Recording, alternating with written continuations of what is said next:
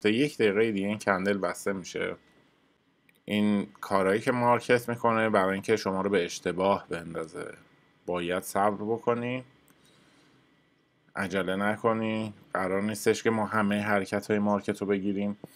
پلن معاملاتی هر چی میگه همون رو انجام میدیم، ولی میبینین که حرکت ها به صورت رفت و برگشتیه. جایی که ریسک میکنیم جای بسیار خوبیه. نقطه ورودمون 3245، استاپمون 3240 و تارگتمون 3260. استاپ و تارگتمون تو نقطه بسیار خوبیه. پوزیشنمون فعاله و انتظار داریم که فعلا تا اینجا به خوبی حرکت بکنه و با قدرتی مسیر رو طی بکنه. ببینید اینجاست که باید تریدر احساساتش رو کنترل بکنه دیگه. الان اگر ترس به شما نفوذ میکنه و میگه که ای بابا برگشت تو نقطه ورود، من سودم رو نگرفتم، اگه استاپ بزنه چی؟ باید روی اعصابتون و احساساتتون کنترل داشته باشین. اگر طبق استراتژیتون پیش میرین، مدیریت سرمایه انجام میدین، به پوزیشنی که گرفتین شک نمیکنین. حتی اگر استاپ بخوره برمیگردین دلیلش رو سرچ میکنین، پیدا میکنین و صبر میکنین تا ببینین چه اتفاقی میفته.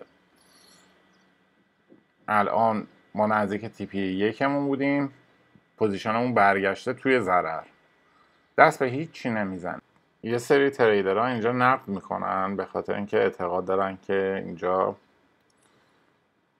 میتونسته که برگرده، ولی مارکت میاد استاپ سلرها رو اینجا میزنه و با قدرت به سمت بالا حرکت میکنه. مارکت صبر تریدر رو اینجا میسنجه. آدمای عجول، آدمایی که ترس و استرس و اضطراب و اینا رو کنترل نمیتونن بکنن، کاملا از این پوزیشن خارج خواهند شد. دوباره از نقطه ورود ما فاصله گرفت.